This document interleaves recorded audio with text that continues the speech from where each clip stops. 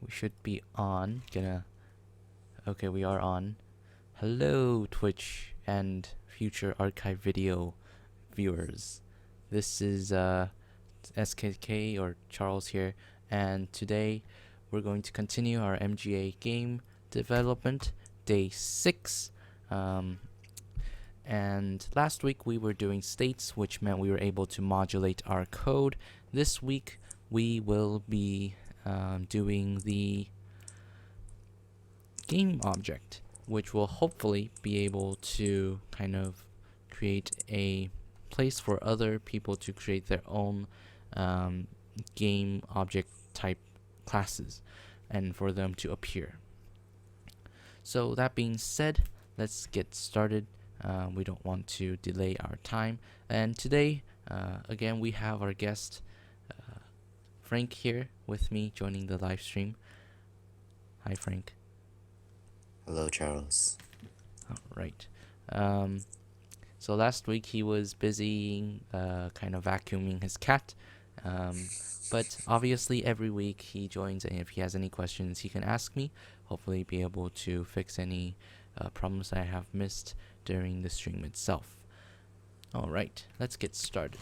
So last week I pushed up to a lovely GitHub server, and I'm going to check I'm going to check how the current Git is doing. What branch am I in? Okay, we are good. So let's open up GameObject.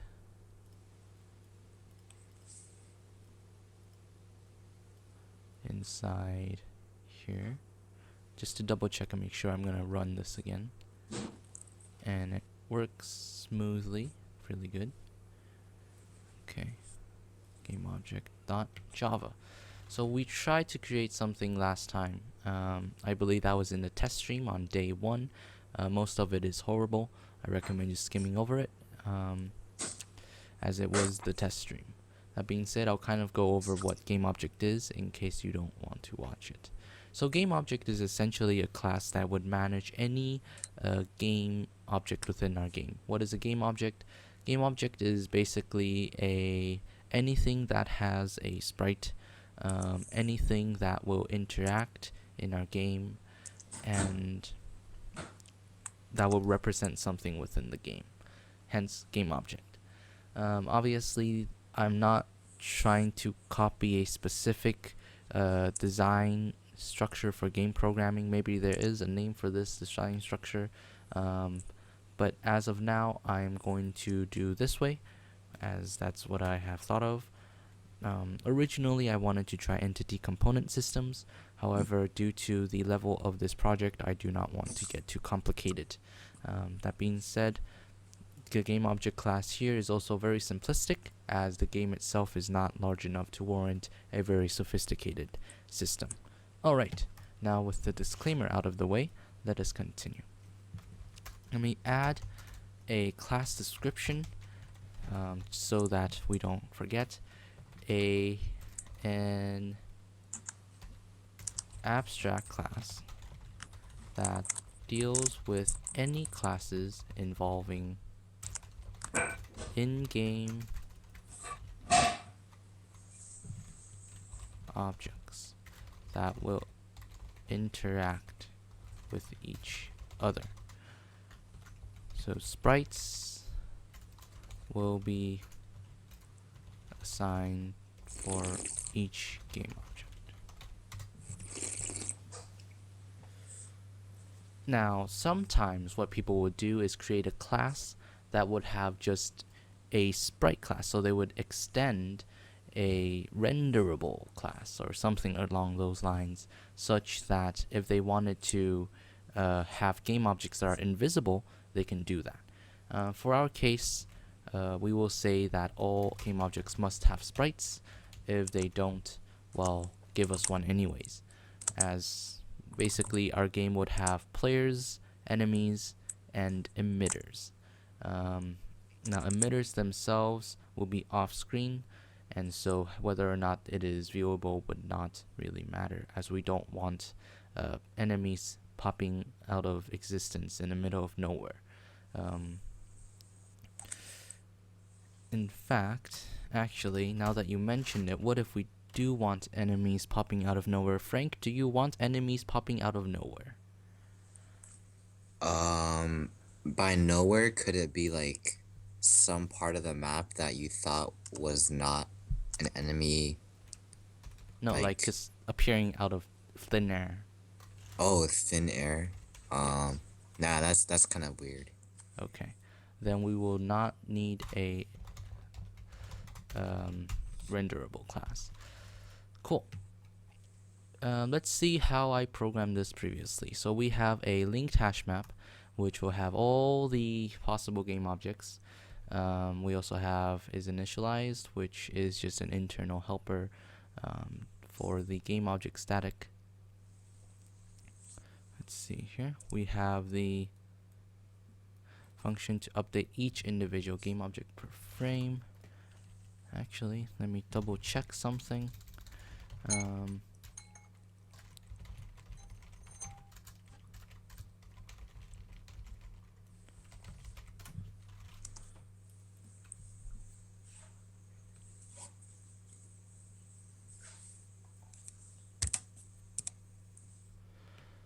Okay.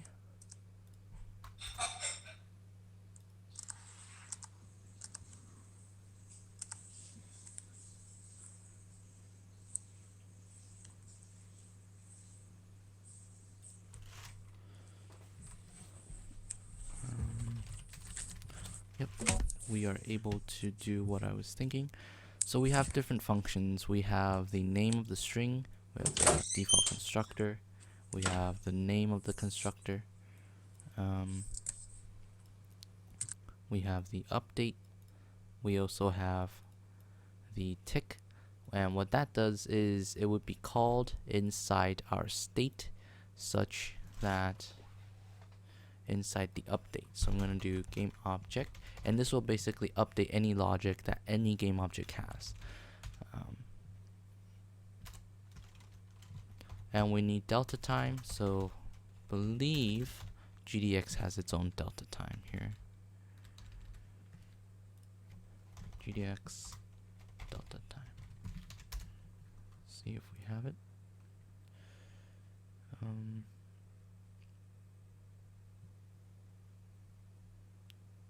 Here it is. GDX dot graphics dot get delta time. And in games, what delta time is it's essentially a kind of the difference of time between each frame, because sometimes when you render each frame of the game there might be lag involved, and so we need to compensate for that lag via the time elapsed. So this will be very apparent if you have objects moving inside a 60 frame per second game, i.e. a game that updates 60 frames per second. That means that if we didn't have delta time kind of calculated for us, what would happen is the object, let's say you're moving something to the left, it would move faster than, let's say, a 30 frame per second game. And so we need to restrict that by having a time difference. That makes sense? Hopefully it did. Yep. Okay. Alright. Now, let's see. We want a sprite. String sprite, and we shall call this the go sprite. And we need to import that from our libgdx library. And we're going to say the default sprite for this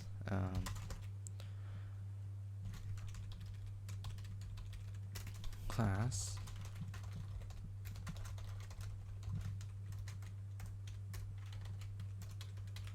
let's see here, call this Okay. The sprite and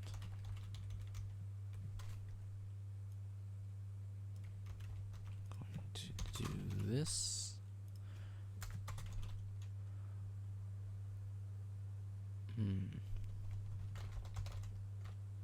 Sprite handler dot fact.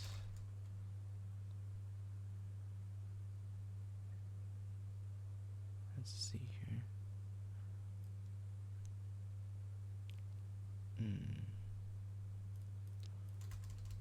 Okay, so since I didn't make sprite handler a static class, I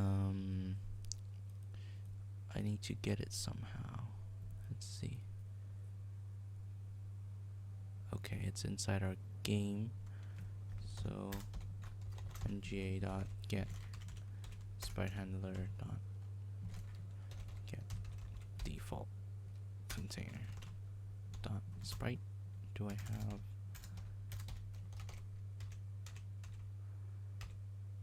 texture manager default container dot get dot container object? So that should be our default sprite. A little bit ugly. Maybe we could see if we could try to make it prettier, but for now that looks good.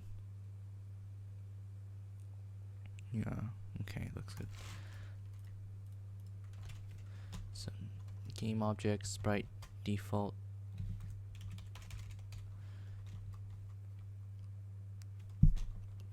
sprite. So this is going to again call the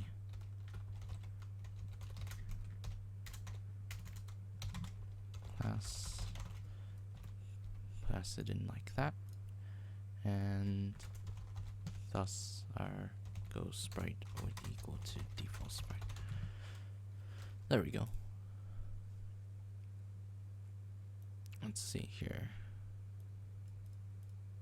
Now what I can do is I can add in mutators, setters. In fact, I could do if set name of the name itself. If something goes awry, someone passes an invalid name, then we want to set the name into just a default Go name. And now for flexibility's sake, what I'm going to do is I'm going to create a kind of public slash hard-coded in default name for the Go objects, so that we could just change the config file and then all Go default names would change into that. So Go related. So I'm gonna call this static final string default Go underscore name, and we're gonna call that default Go name. And so now instead of doing all this stuff, we're going to get the default Go name, store it inside GameObject. For easeability's sake, string default Go underscore name, which is equal to, and we're going to get it from the config file. And thus, once we do every instance of this default, we're going to throw in this variable. So this will provide a ton more flexibility later on if we ever needed to change the default name. Don't see it in the foreseeable future, but that is the design that I've set for this game. The engine part anyways. Get sprite, and we're going to return Go sprite. Oh, I already forgot how to spell. Nope. Oh, string. Oops. So Frank, feel free to ask me anything if you have any questions. All right. Hopefully this makes sense so far. Um, my speech has been very choppy since I'm thinking.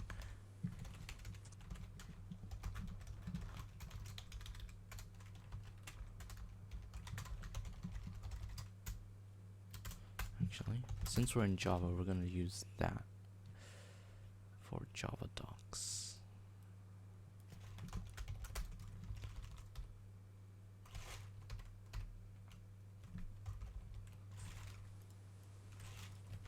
I'll need to fix that when I have the time. Parameter, we really don't need to have these. That's making it too complicated than it should be.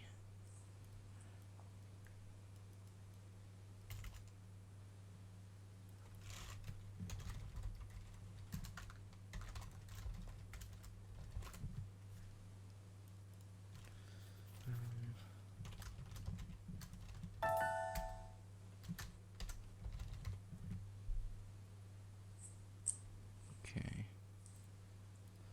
So this is going to set the sprite of the G.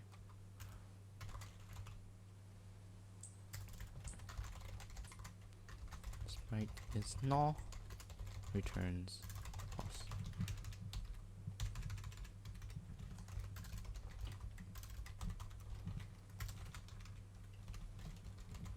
Return false. Else return true and set the current ghost sprite equal to sprite, like so. And now what we can do is do that here. So this is basic encapsulation. So I'm trying to make this game object oriented, so it'll make other people who are following along for their first year of Java much simpler. And plus Java is more object oriented in the first place. So no crazy design structures. Okay. So we have the getters, setters.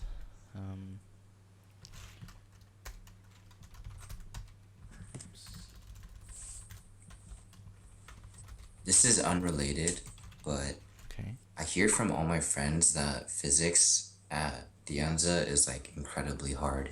It is. Well, I guess for I freaked out during physics for it. Yeah, that is true. I was worried a bunch because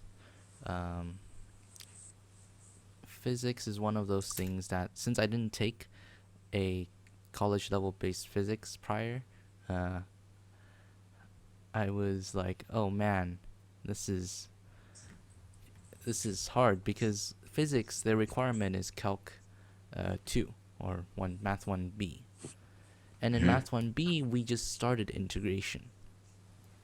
But in Physics 4A, pretty much the second week you go, you're already doing integration. And then you start doing vector integration, even though you never learned that. So in my Physics 4A class, I was basically half learning math and half learning the concepts. It was tough, let's say.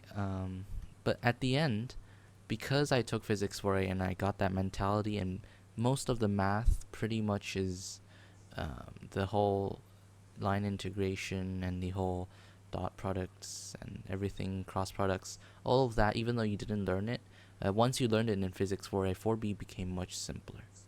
Like, it was a So smooth. you got an A in 4A? I don't disclose my grades, I'm sorry. Oh, okay, sorry. Doibuchi. Yeah, anyone who asks my grades, I usually just, I'm saying sorry, I can't disclose it unless it's for some reason. The reason why I usually explain to anyone who's asking my grades is there are two possible outcomes. One is that someone says, "Oh, cool," and they leave. Actually, three possible outcomes. One says, "Oh, cool," then leave. Second one, I somehow hurt someone for some reason. I'm not implying that this will occur, but the last outcome also is nothing really happens. And out of all the possible outcomes, There's only one that's beneficial. So unless I know for sure that it's beneficial, I usually don't share my grades. Okay. Even though some people say, "Oh, it doesn't matter, I'm good," but you know, it's still going to affect them some way or another. But you don't spend too much time. I mean, you do probably spend a lot of time studying 4B this quarter, huh? For B, Yeah. um, let's see. I personally think 4B is simpler. I don't know why. But my physics teacher disagrees. My physics teacher says it's complicated. I think it's simpler. I think it's Um, because like the stuff with like electricity, like ohmage, wattage, etc. It's more it seems more like direct, the concepts and stuff. it's more abstract. That's what people have been telling me. They said, "Oh, it's more related to math, so your math skills have to be strong enough, or else you won't understand the abstract parts of, let's say, voltage um, or potential um, energy, uh, all that stuff." But really, all the math, the reason why I struggled with 4A was not because of the conceptual, it was because of the math. And so once I understood that, 4B became pretty much instantly simpler because I already knew how to do the math. And so I already know how to prove a lot of things. And a lot of things come back as well, like conservation of energy. Um, that thing comes back in physics 4B. So I thought it was okay. But seems like a lot of people are struggling in 4B though. So just from what I've seen, people have struggled a lot more because A, you have to have more of a concrete idea of what you're doing, both conceptually and also mathematically. Um, and B, conceptually, it's much more harder than 4A uh, because it's more abstract, though I personally have no difference on this. Third, you kind of have to think three-dimensionally. So if you aren't used to thinking three-dimensionally, you kind of have to practice on that. Is your 4B class mainly like young guys? No, there's old people, old, tall, big. No, no, no, not like physical appearance, but I'm just wondering like what the demographic is. Oh, it's usually first year. Some use it for second year. They're really, it's kind of spread out. But one thing for sure is 4A always has a ton of students. Like, let's say 4A has 3 or 4 classes simultaneously that is offered, but 4B it lowers down to 1 or 2. And I believe this quarter is just 2 classes. And in 4C it lowers down even more. Like, the amount of people going, it's like the Hunger Games. It slowly diminishes as you go on because people start failing it, sadly. Yeah, I'm just wondering if like in your 4B class, most of them are just students trying to transfer for engineering. A lot of them are like me, trying to do engineering, mostly engineering actually, because what happens is if you're not doing engineering like a computer scientist, a lot of schools don't require you to take physics. You can either take chemistry or physics, and people who go to physics just to take the first year, they figure that they can't do this physics part, so they kind of go to chemistry. So a lot of actually not math, a lot of people that require either physics or chemistry, they go directly to chemistry because physics is a pretty tough subject for some people. Um, when I mean some people, I also mean myself included. And then also for double E though at Berkeley, at least for De Anza, I know for sure that They you require physics. yeah, they require physics. Yeah, I'm trying to also register for my courses Well, the thing based is off though, of people Berkeley's EECS assist. yeah, people always, since Berkeley requires it, people who want to go to Berkeley takes physics 4A, and a lot of people do. But then they realize that if they continue going this route, their GPA is going to drop really low because they can't catch up. And so instead they said, okay, screw it, I'm not going to Berkeley. I prefer getting a high GPA to another school besides Berkeley because Berkeley is pretty much the only one out of the UCs, don't quote me on that, that requires physics only, while others require either chemistry or physics. I believe UCLA also requires physics. Okay. I also know, I believe San Diego. No, I don't know. I haven't done my research any longer since I already turned in my applications. Um, So Oh, you turn in your applications? yes, Oh, for some reason I okay. For some reason I thought you were transferring the same time I was. no. Okay, so you're actually a year before. Hmm. So, okay, never mind. We'll talk Okay, about this later. let's continue. Yeah, Um, I feel sorry for the streamers if we continue talking about this since it has absolutely nothing to do with them. yeah. Um, so I just added the mutators for the constructors. Um, Now we're going to try to pretty much test this class to see if it works or not. So what I'm going to do is I'm going to create a very simple thing. Let's move a small cube up and down. So inside logic, I'm going to create a new class, and I'm gonna call this cube. Wait, what's a cool name that I should call this? You know, call what? To call this test class. Oh, uh, what is the testing game object existence? Um, well, I need to test whether the game object class works.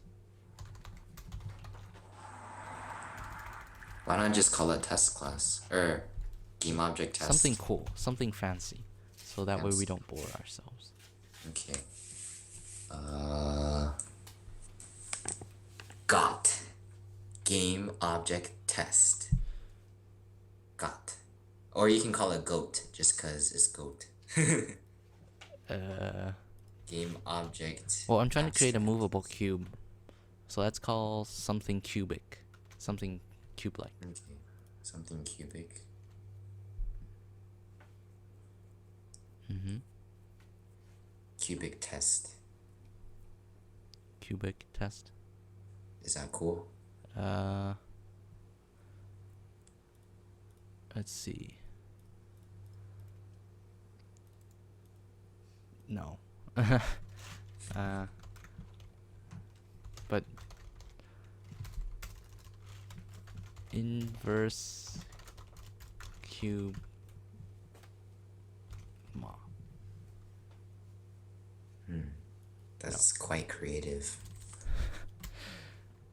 I live a sad life. No, just kidding. I honestly have no idea what inverse cube mall means. It isn't supposed to mean anything. Mini cube of doom. Minicube Junior. Sure, that's amazing. Alright.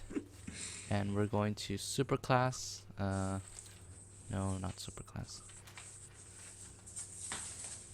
Can I add... I could only choose interfaces? I can't abstract it. No.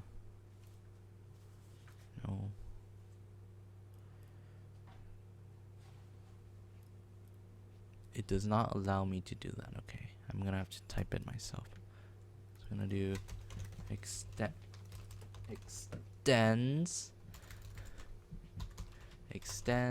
We're gonna call this game object. Actually, I'm going to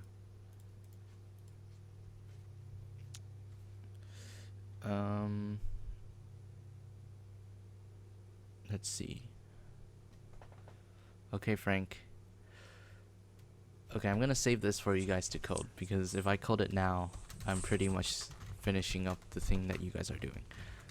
I wanted to do was to add a character class that holds health, etc. that I kind of asked you to do. If you could do it now, that would be perfect. Because once I do, I could extend it from GameObject, and then I could extend this mini junior cube class from that character object, which means I don't have to hard code the health stuff into this guy. Okay. So if you're able to do that on the side right now, that would be great. Okay, comment in Oh wait, no. Actually, if you were to comment anything, it would just be whatever you have on Google Drive anyways, huh? Yes. Um, so notice how I'm coding in stuff like health. Um, Stuff like this is sort of the character class. Magic. Uh, let's see what else. Stamina. Okay, so stuff like this, and then I'll add mutators. So I would do like getters and setters for these. You saw how I did the getters and setters, right? Here, get name, it returns the thing. Set name, it checks if the given thing is appropriate. If it is, then we set it. Okay. For now, I'm gonna make things simple. So if you could do that on the side, that would be great. If not, if you want to watch, that's also fine as well.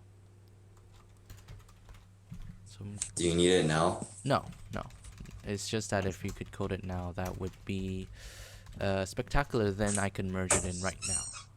I don't need do I have to have your version of the GameObject class to code the Minikube Junior class? Well, it's currently all on GitHub, so you should be able to just pull it and then restart Eclipse, and then it should have. Okay.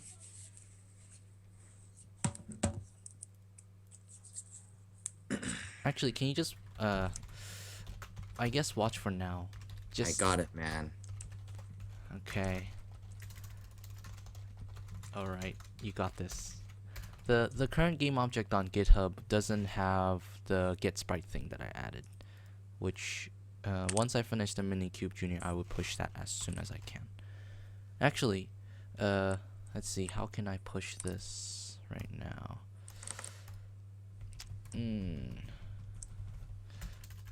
Actually, Frank, let's hold on for a second. Let me finish this Minikube Junior thing and push it up, and then I'll give you the thing that I have here. That alright? Wait, so you're gonna do what? You're gonna finish the class, push it, and then you want me to pull it and then Yeah, I'm going. It's pretty quick.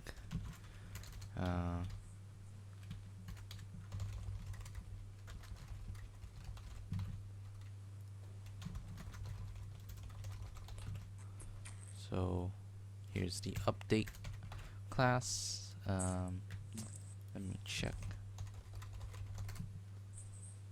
die.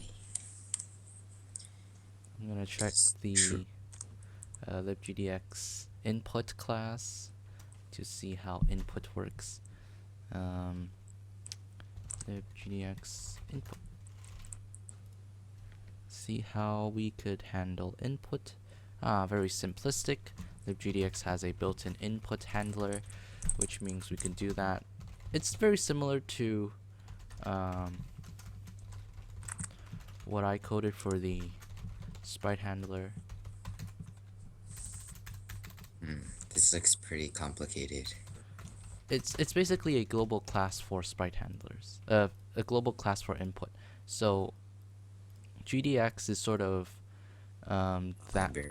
Yeah, it's actually static access. So GDX is a class that has these static members, and in this case, there's the input member, which has probably the handler in charge of all the input into the game. I'm gonna have to fix this. So it looks complicated, but if you wanted to know kind of how it worked, is you look at our own class here, our MGA. This is pretty much the GDX equivalent of what you just saw. See here, everything's static. And then if I wanted to access something, what I do is I just call the name of the class and then access it like a normal object, like so. And so any properties that are shared within every single object within our game would be in that class. And so it's the same case with this libgdx thing here. And this input would just be some input handler. So if you look at, let's say, our handler class, it won't be like our handler class, because input, what it would do is it will read any input given by the OS or the Android device. It would parse it into a queue, hopefully, and then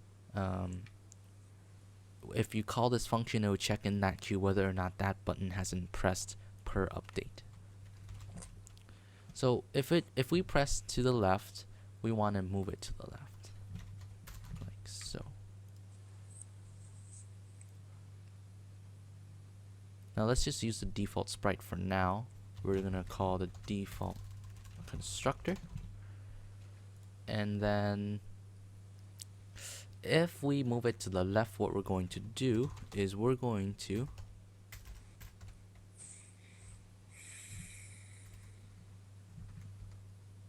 move this sprite. Now sadly the sprite is private. Let's see, we need a move function.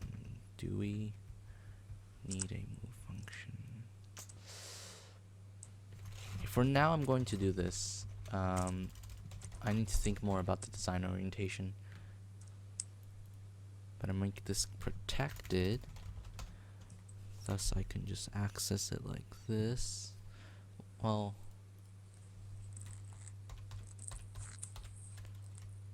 no, sorry. Wow, what am I doing? Get sprite dot set position, and we're going to do, since it's left, we're going to do sprite this sprite mini cube equals to this dot get sprite. So we're gonna do mini cube dot set position, and the position would be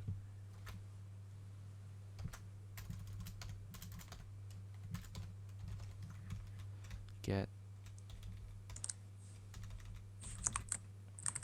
v. What is this v supposed to mean? No documentation. Get x. So x is the horizontal, so we're gonna minus 1. So right now it's not frame dependent, which is fine. I'll get to that in a moment. But let's just try this, see if this works. If it works successfully, what I do is I press my left button. It should move to the left, either at an extremely fast rate or very slow. We'll see how that goes. So you are coding the mechanics, the beginning mechanics of the player, right? Sort of. I'm currently just testing out whether or not everything will work. Because I'm just coding the GameObject class. So I just need to test whether or not the GameObject class works, and then once I do, that would be a very, very big chunk of our game done.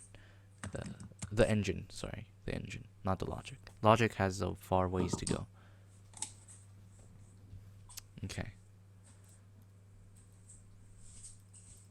Now what I need to do is I need to first initialize this class. So inside our title state, I'm going to initialize it. And since we already have our own kind of GameObject in track thing, all I need to do is create an instance of the cube, call a new mini cube junior, and it should be automatically tracked inside GameObject, hopefully. In fact, I don't even need that. So now I run, hopefully no errors. No errors? Error, okay. Which means there's probably uninitialized,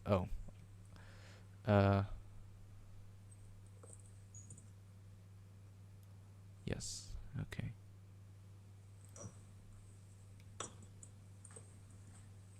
I need to initialize.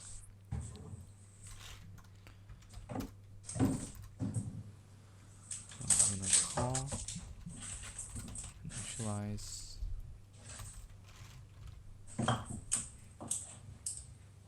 So I'm gonna initialize GameObject. I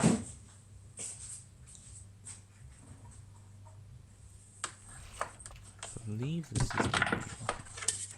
Yes. And now let's restart. See what happens.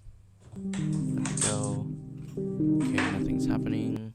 Don't worry. First thing, I want to move to the right because our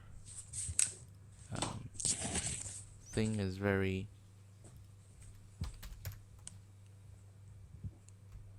small, like so. And then we're gonna go to the right. Okay, nothing so far. That's fine. And that's probably because I forgot to draw the actual thing. So we need to do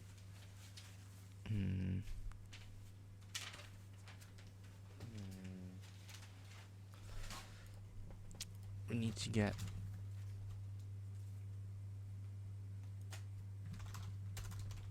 public static boolean get geos get go.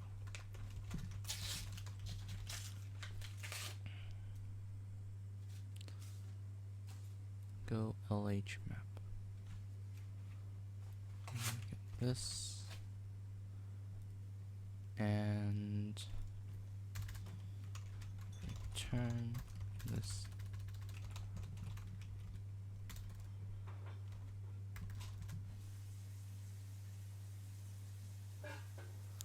Actually,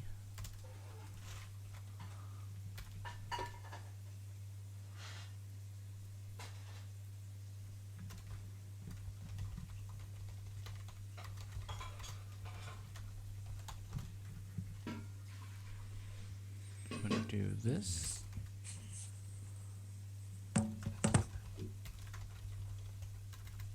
That way we will be able to draw the actual sprite.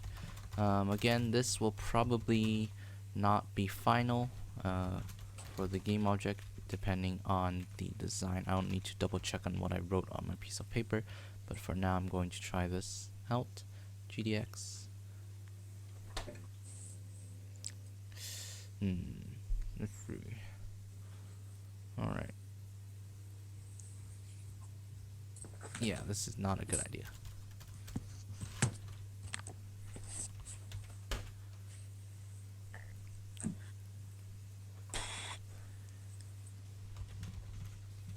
We could do before draw, but that's the closest thing we can get, like so.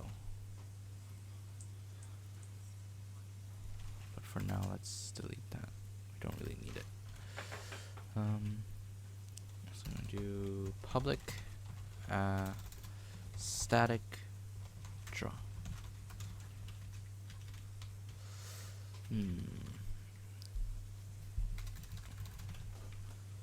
Let's see. Okay, so this is the part I'm just thinking of how I can attempt to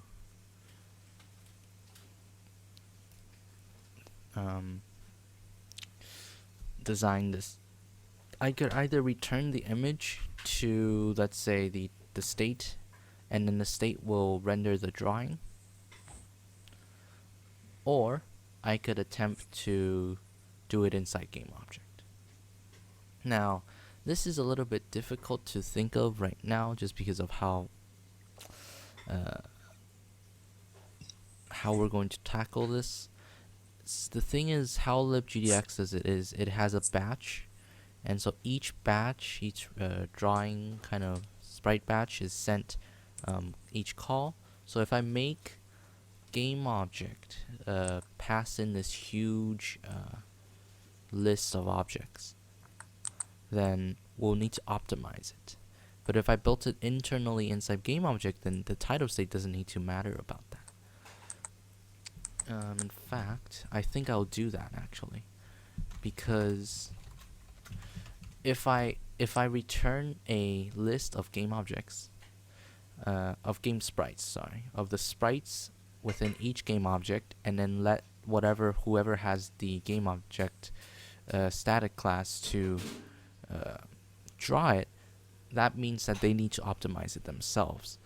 While if we put it inside GameObject class here, it would be much more packaged, and people won't need to realize how each GameObject is optimized.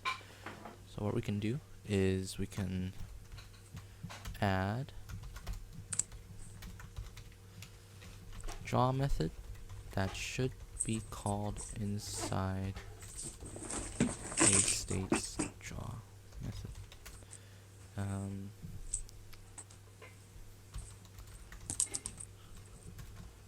Internally managed, including batches, in order to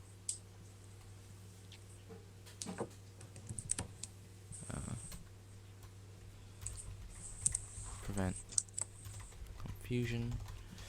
And obviously we're going to make this to do. You can optimize draw calls here. So now I can create a batch.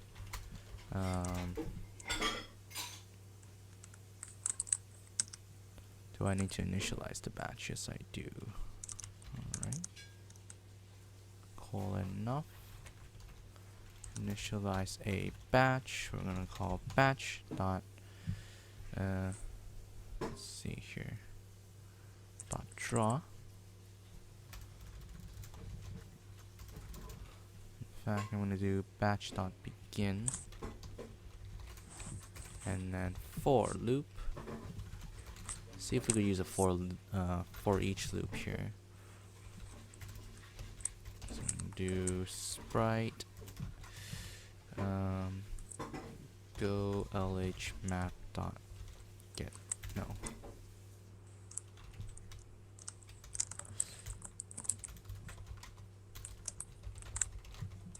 Go.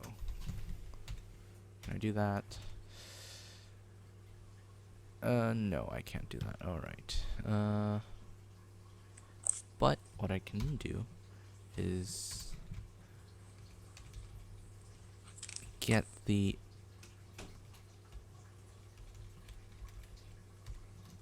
this one, I think. Entry? No. Okay. Alright, Google to the rescue, because I don't remember.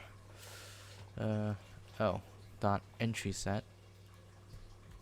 It should work. Entry, no. Let's think about this for a second. For each loop, for hash map.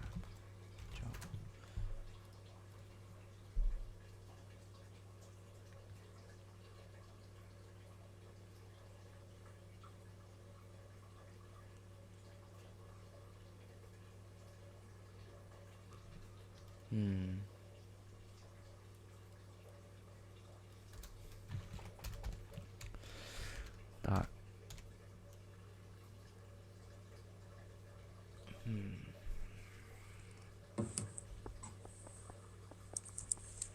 Values. There we go. Found it. Dot values, and we can do go. Dot get sprite. Oh man, this is where things start picking up. Things where we can start having actual. Oh, oops. Beautiful stuff up here. Sprite, and then once we're done, bash dot end. Okay, now what's the matter? Do we need a texture? Yes, we do. Alright. Oh, sorry, it's the other way around. Go dot get sprite dot draw, and then the batch itself. Okay. So then once it's done, it will be drawn on, sent to the buffer, see what happens. Oh, I didn't call the function itself. So I'm gonna do that. I'm gonna do GameObject.draw. Frank, do you hear the audio coming from my computer? Like the audio for the game? For the... yeah. No, actually. Alright. Unless if it's just so quiet, I can't hear it, but is it pretty loud?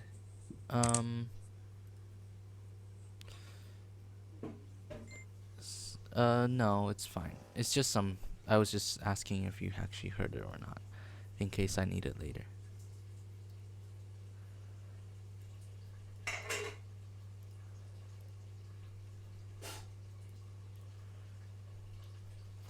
Actually, can I call this update? No, I can't. So I need to call this tick. And then this will need to be called tick. Alright. Now what I'm going to do is I'm going to see if this function is going to be called. Oh, error.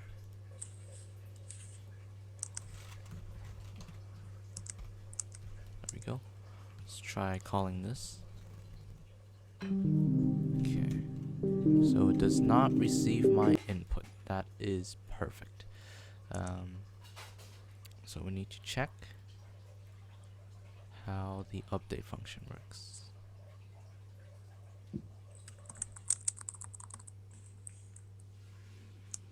Okay, that is ugly coding. I'm going to redo this with a for loop.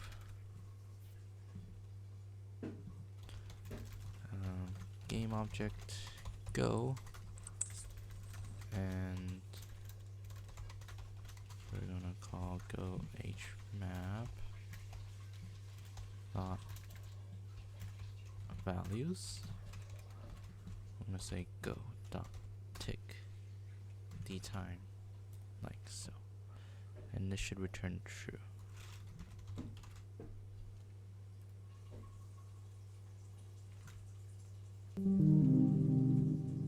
Okay, is it moving? No, it is not.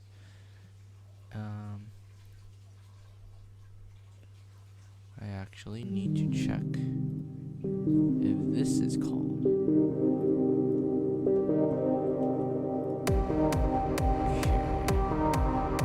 Stream is gonna hit me for having such a loud sound.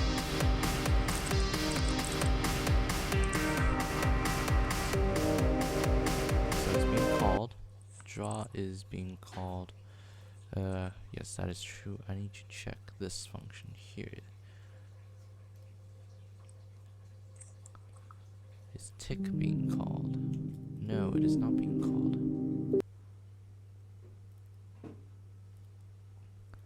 Did I not call update? I did. Is this being called?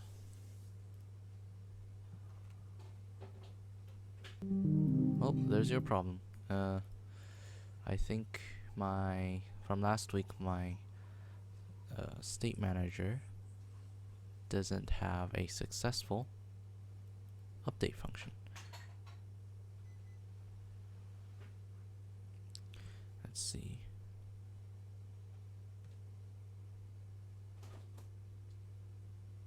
It should be get first. And the other thing that I want to do is also change the the push state. I don't want to start up the state when I push it.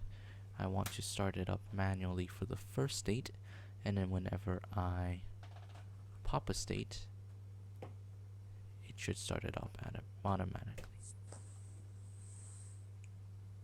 Okay, so I'm going to go into my MGA.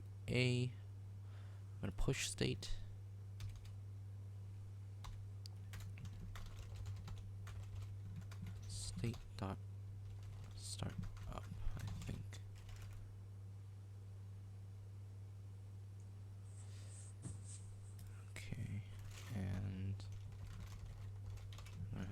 pass it in. First state needs to be manually started for now. Might add that functionality into State Manager, but right now we're not focusing on that. So it should work. No, it is not. So I'm gonna check. MGA. Draw. Where is my update? Render. So it draws it. Resize. Pause. Resume. Where's my update function? Override. Public void. Draw? Is that the function name?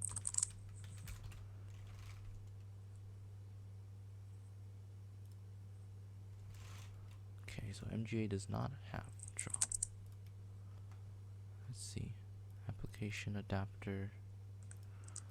Let's see. Render, dispose. Oh, it does not. Okay. So we just have to call it in render.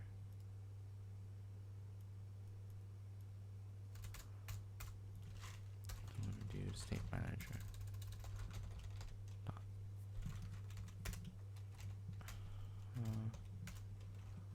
Update. Alright, let's see what happens now. Okay, so it works. Okay, continue. Oh, and it moves. There we go. Alright. Everything works. So now we have a successful moving object within our game, which is a good start, I guess.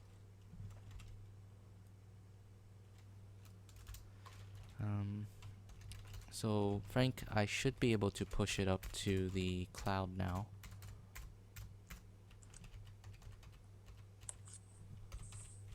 I don't know if you saw that, but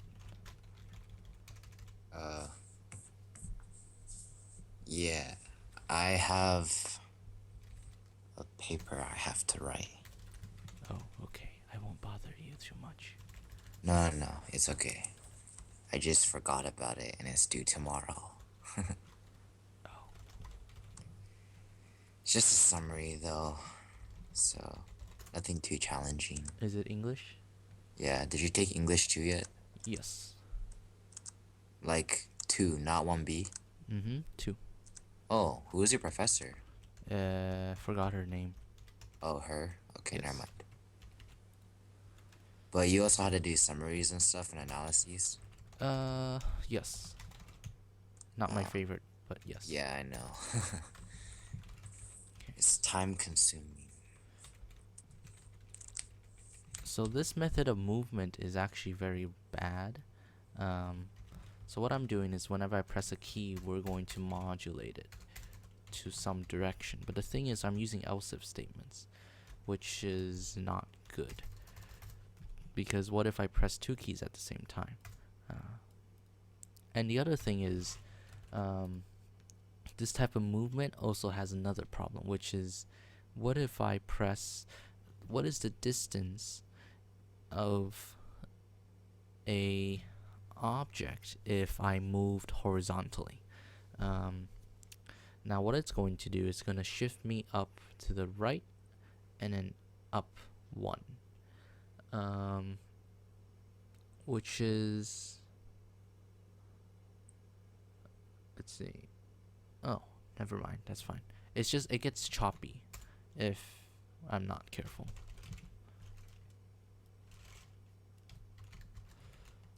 Okay.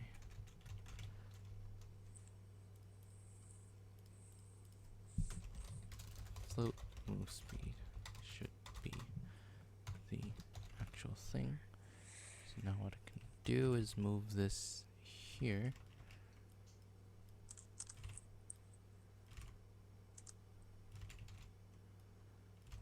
Thus, whenever these are pressed, down,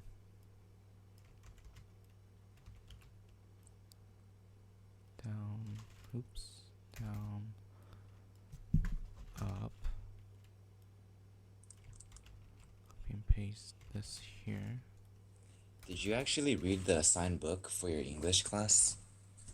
I have to write papers on it.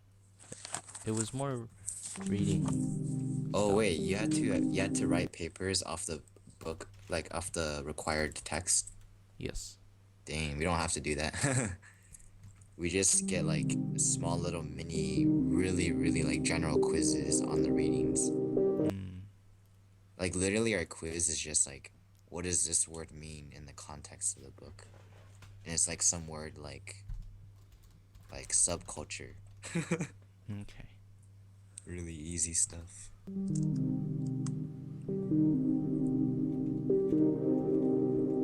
Alright, so it moves, which is good.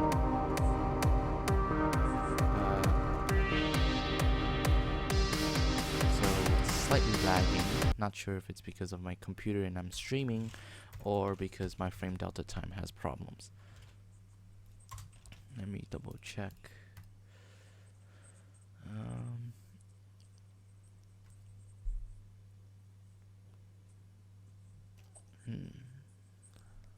Nope, looks good. Alright.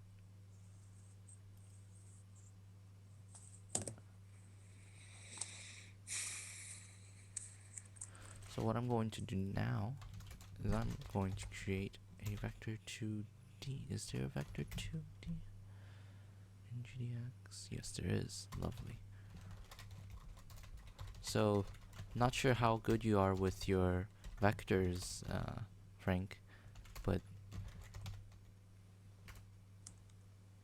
this is how we're going to do it.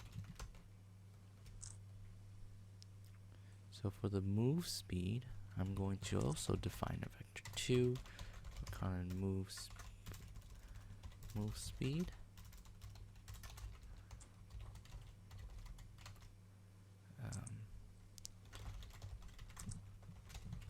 I'm going to say 100 units by 100 units, which isn't so bad. And so now it's going to call this move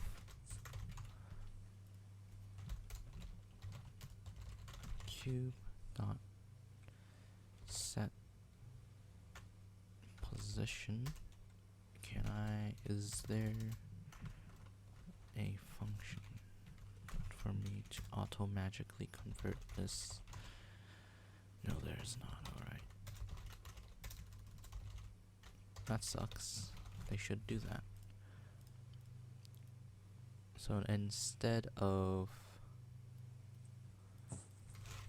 me trying to set the position every frame, which means that's gonna take a long time, I'm going to set it only once and instead increment a variable value. That way that would save us a lot more processing significantly. So we're going to do this dot let's just do minikube dot get x, minikube dot get y. There we go. And then now, if it's moved to the left, then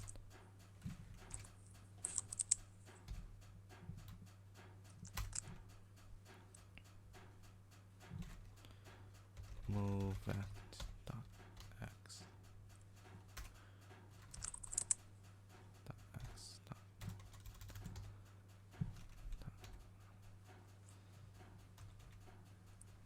add. That'll be probably simpler. Move dot add vector 2, add a vector. So vector 2, or just do move speed dot x times delta time d time 0. Okay, so that should move it to the right. This should move it to the left, and this should move it. So I'm gonna move this around. So much more cleaner code, less ugly, much more optimized, mostly. Oh, right. And then now we could just set the position at the end. So that should work. Oh, I inverted the controls. Alright. Actually, do up and then down. There we go. Much better. Yay. Slight lag, probably because I'm live streaming. But it works. Hey, making a game from Java is so much more complicated than I thought. It's actually already pretty simple. Yeah, I know, but like compared to like the ones that already have a built backend for you to use. Oh, like Unity? Yeah, like that and the one that Tom was using. Well, yeah. Well, the thing is with libgdx, we kind of created some parts that are repeats, but that's because we want to learn a lot of new stuff. Whoa, okay. Why I have is to say this? though, I think if I really wanted to learn how to use libgdx to make a game, Mm-hmm. I'd have to do like a lot of reading and experimenting with parts of libgdx, and I didn't, I guess I didn't really allocate enough time to experimenting with some of those libgdx functions. Hmm. Hmm. Oh well. Do you know when we can register for our spring quarter classes? I can't seem to find it. Oh yeah, I forgot about that. Check my portal. I'm actually on Deanne's website. I just know that classes start April 6th, but that's It's about all. usually next month. It wouldn't be the first month of school. Yeah, it's like a month before the quarter It's like begins, 3 weeks. The 3 weeks before the quarter begins. Yeah. right? Okay. Let's see. The thing is, like you look at this code here, it would be much cleaner if I implemented a entity component system, because what would happen is I could move this into a component, and then if I want to move objects, I just add that component in, and it should be able to move it automatically. But with this, that means with purely object-oriented programming, I would need to update this. I would need to copy and paste this code every single time if I want to move something. Hmm. Dane, you know how to read and write Chinese? A little, yes. Why? I noticed your keyboard input. Wait, what? Where? Oh, It's pretty impressive. Damn. there. I think that's fixed, yeah. Okay. Um, alright. I think that looks good for today. There's so much we could do now because GameObject has been implemented. We're not doing object component entity systems. Everything is pretty much logic based, and so that's where you guys come in. A lot of these things where you guys come in actually. All right. Yes. Well, it was a good day, so I gotta go buy some flea shampoo for my cat Mhm. before the store closes at 9. 'Cause last night my face basically just got like attacked by all the fleas. Wow. I'm serious. Like I woke up this morning and it was not pretty. Sounds horrible. Yeah, so it was a good day, and I will talk to you later, Charles. All right. Thank you for joining me today.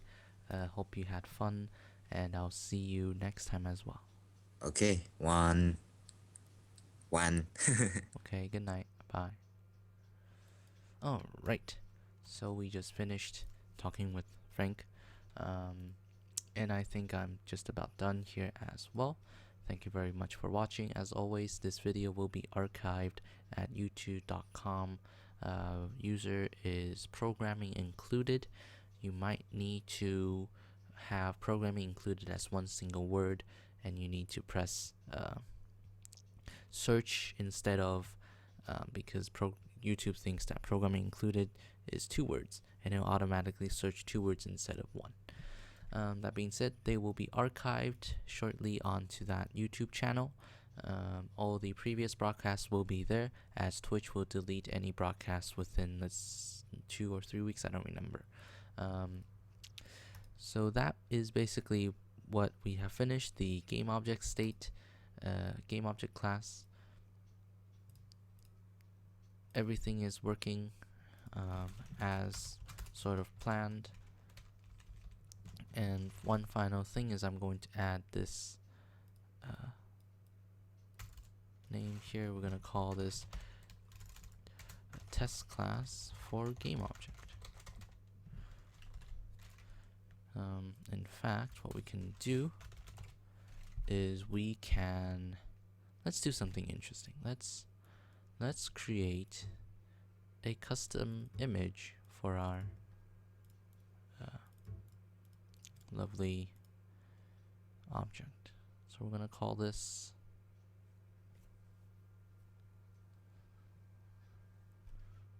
we're gonna call this image, we're gonna make it simple. I'm gonna open up GIMP here, and we're gonna create something that we can move.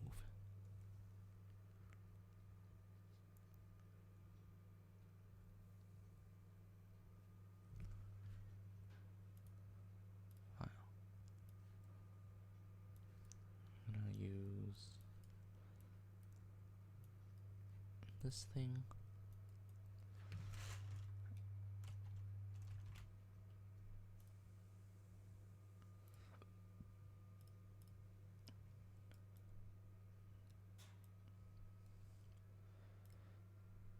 Let's see.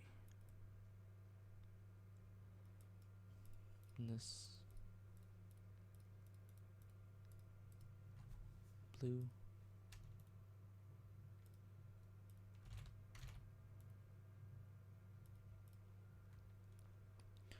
And let's do something intriguing, shall we?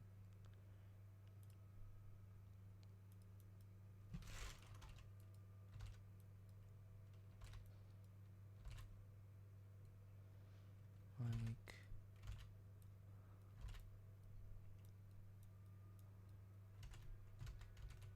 that looks good.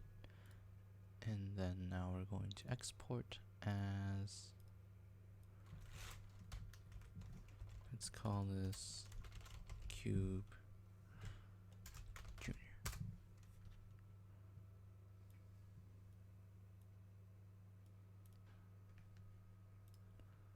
Right. Good. Cube Junior.png.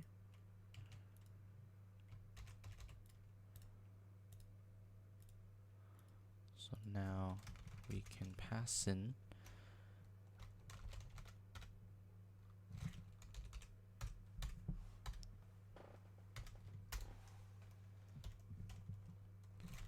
our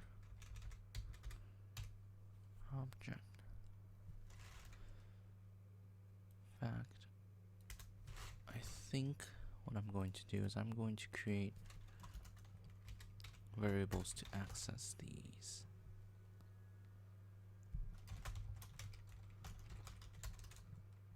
Oops. Call this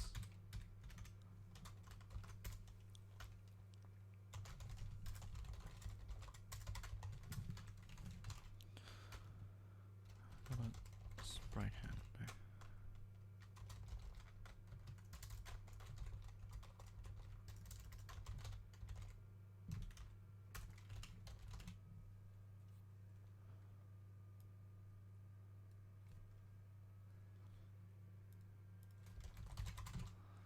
In fact, what I'm going to do is inside initialize.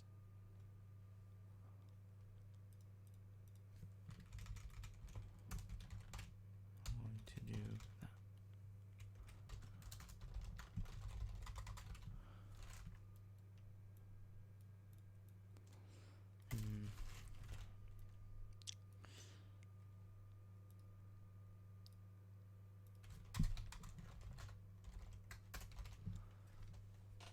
Now I can just do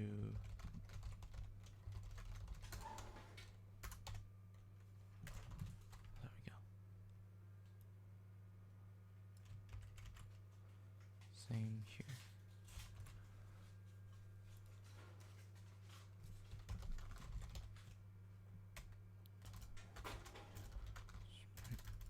This dot sprite handler dot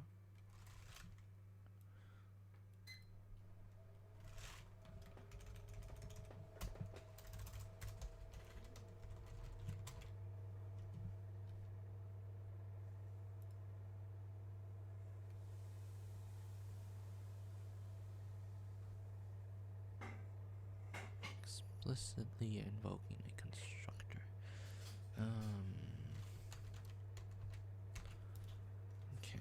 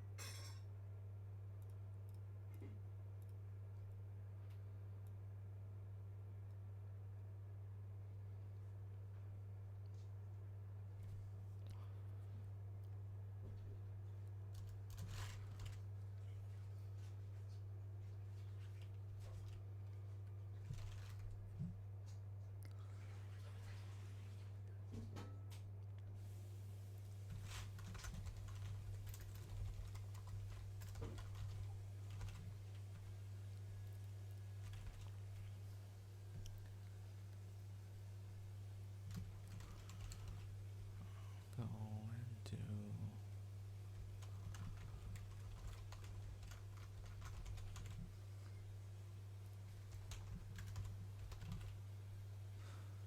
so what I'm trying to do is I'm trying to pass in a sprite handler into the GameObject class.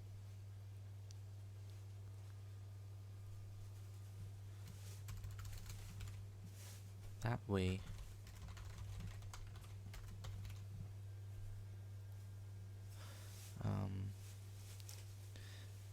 the GameObject class may or may not have its unique sprite handler. If it does, then well, actually we probably don't need that.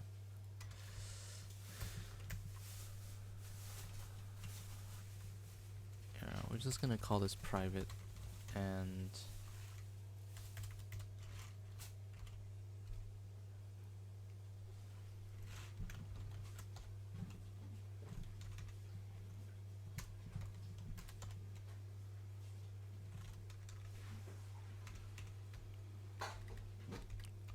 we're just gonna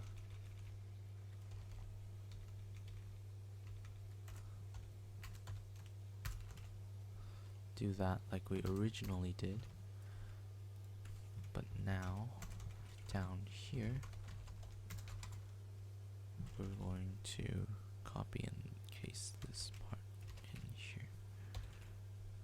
So I don't have to re-get this sprite handler every single time. Like so.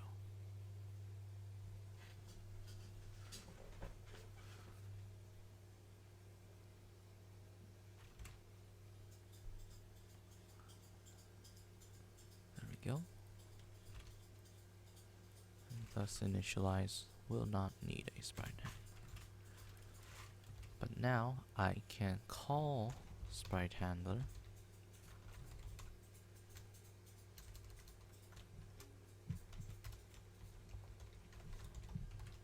If it will allow me.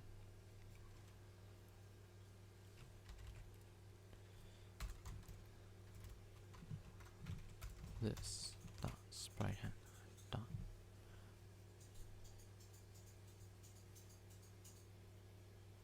Okay. Oh. Protected. Okay. Okay, yeah, I'm doing constructor, so that won't work. Alright. So I would need to get sprite handler from this. Unless I pass it in. Yeah, I'll need to do this. Create sprite. Sprite name, we're gonna call this name.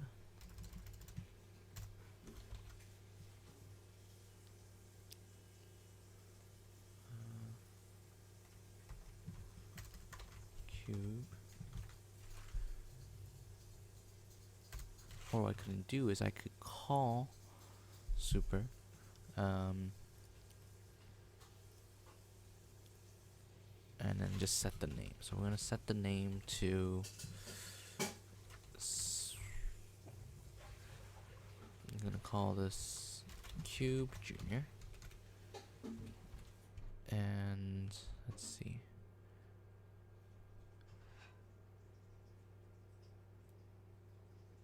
I'm gonna set it as the default sprite. So I'm gonna create another constructor. I'm gonna call that just the string name, and thus we can just pass in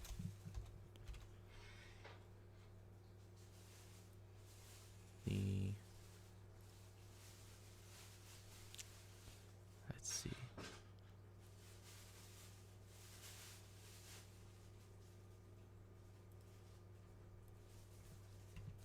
name, and then default sprite, which we will again grab from here.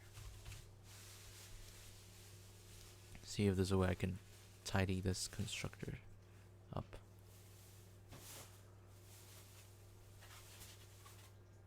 No, it doesn't seem like it. So going to do that.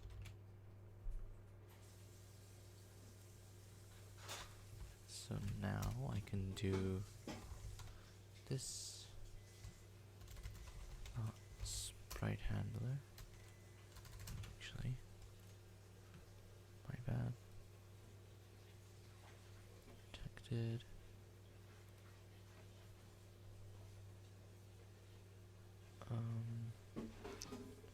Where is it?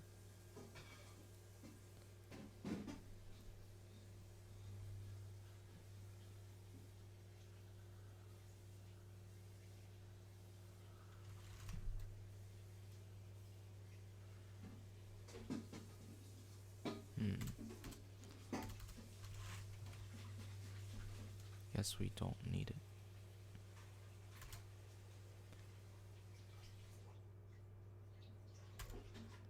So we need to call MGA.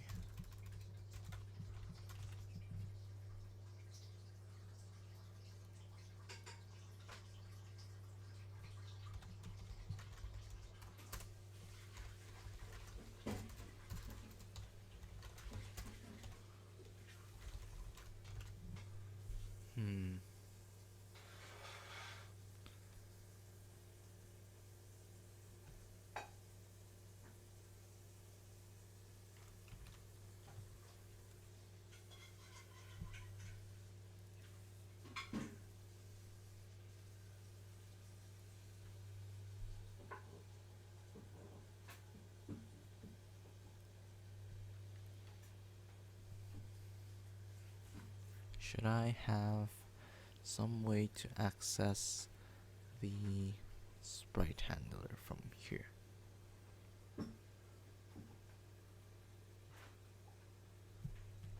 Sure.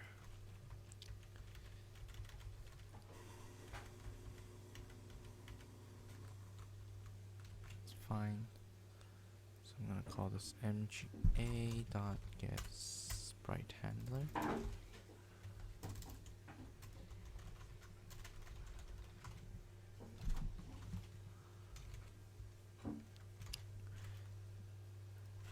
Fact.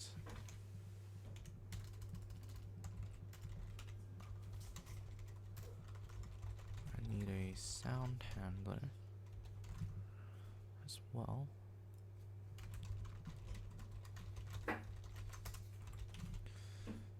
And we're going to do getters.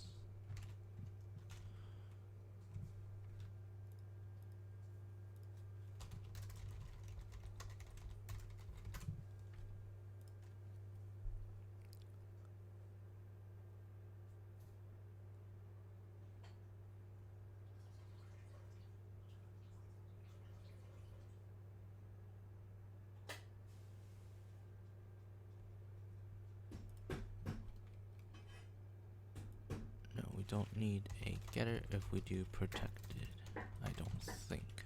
Since we are a subclass of GameObject, we should be fine. Cube Junior. Thus I can now do this dot set sprite. I'm gonna call this sprite fact. I could probably just make this protected as well. No, but then the package can get it as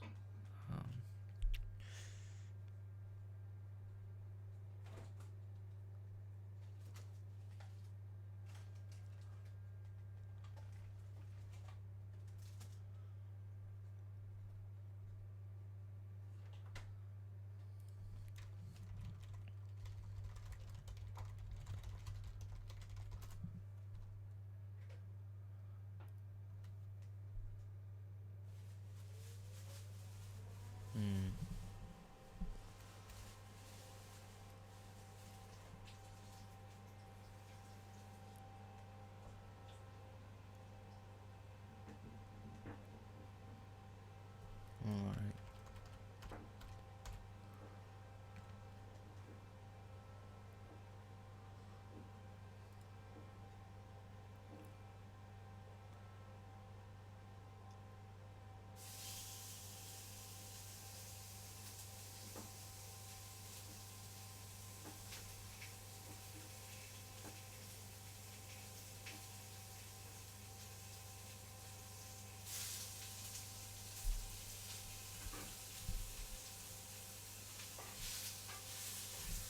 Interesting.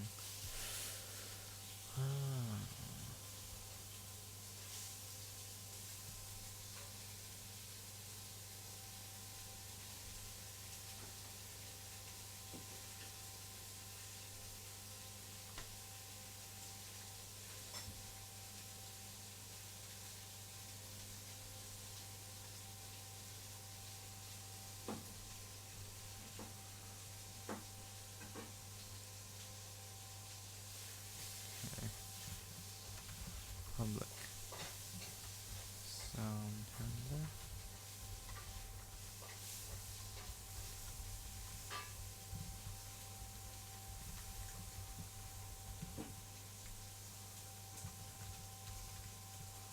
Public sprite handler. Sprite handler.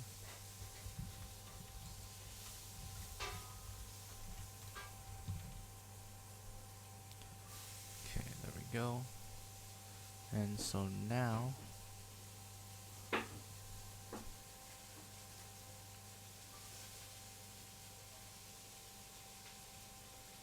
we can do this dot set sprite get sprite handler dot create sprite I'm gonna give this name this dot get name. The texture name is going to be cube junior.png. File name, which will be let's see here.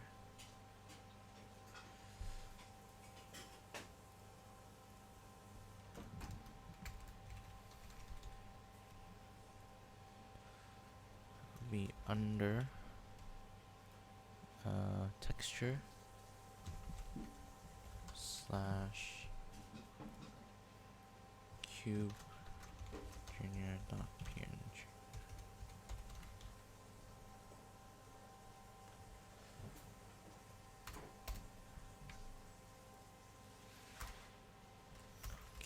Okay.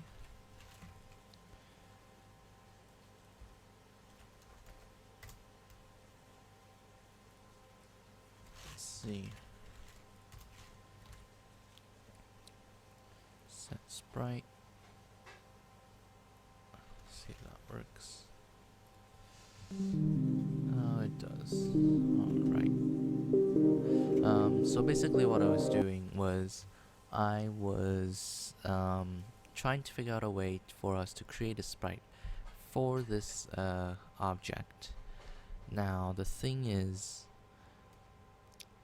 I didn't want to keep on calling mga.getSpriteHandler every time, because mga should be something that's only within the engine. So what I did was I set that inside the engine package, so GameObject would get that value internally, store it for itself. That way any class that derives from GameObject can just call getSpriteHandler itself. I was just sort of thinking whether or not that design pattern would work. A ton of different information like that, but it seems to work fine. The only gripe that I might have right now is the createSprite function. For the sprite name, the sprite name should just be equal to the file name, I think is the texture name, sorry. But the thing is, we need a way to identify the texture name in case we want multiple textures. So never mind, I guess that would work for now. There we go. And so we have a cube that moves, and it is inside our game. Which is slight lag.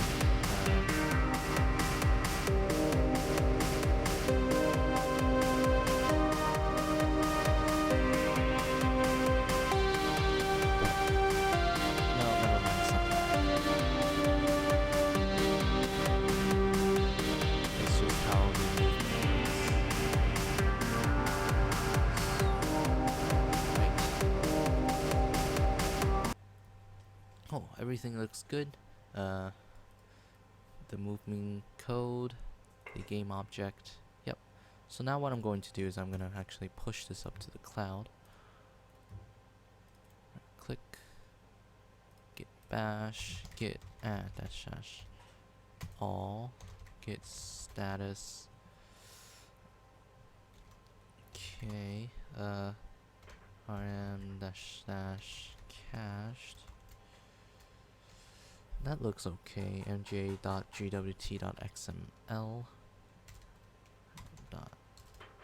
should be good. Push origin.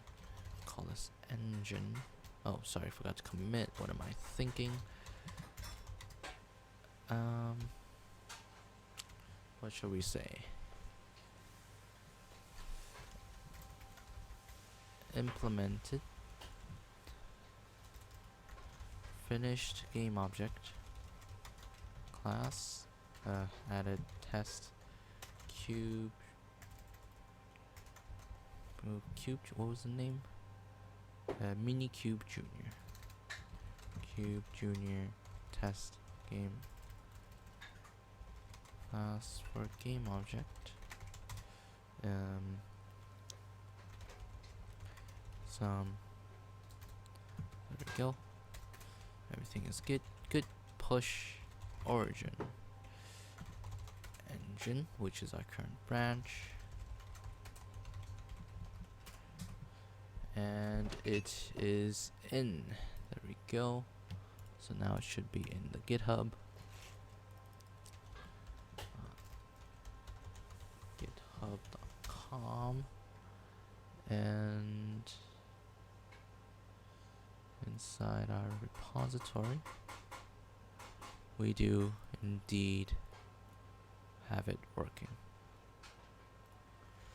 right here, like so. And there we go. That is a wrap. Thank you guys for watching. Again, this will be archived at youtube.com. It's called Programming Included, or you could watch it, the archived, on Twitch, as long as it stays there for the next couple of weeks. Alright, hope to see you next time. This is Super Kaito Kid, Charles, signing out.